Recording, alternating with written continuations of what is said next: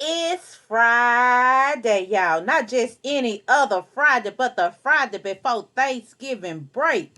Yeah, I told you this week was going to go super fast, and it did. Now, we have one more lesson before we go. Guys, we're going to review climax in the linear plot. I was finna say non-linear plot.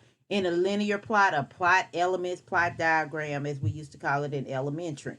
Guys, we need to recognize the turning point where the rubber meets the road. Miss A said it's the OMG moment of the story. All right, that's one. That's what we're going to do today.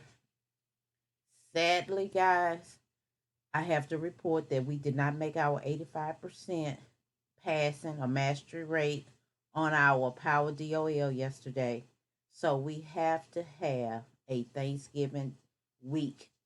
I call them packets, but because we're online, it's just two assignments. You're going to have a fictional plot, back to first grade, and a poem. Okay, guys, we're only giving you two assignments. I need you to have it done and submitted before Monday morning at 8 a.m. Number two, guys, during this holiday season, if you feel threatened or unsafe, please seek out help. The school will be open. The custodians are on campus next week.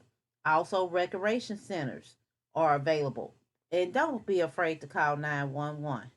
Third thing, guys, I am your friendly teacher. I am not your friend, nor am I your parents' friends. Please do not call me next week. If you need me, put it in the email via the Google Classroom.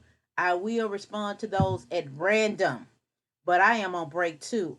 Miss Weber has worked me. She worked me and she still won't let up.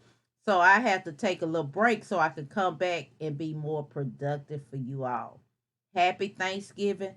Stay safe. I love you.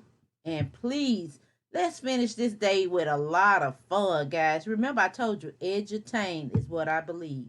Love you.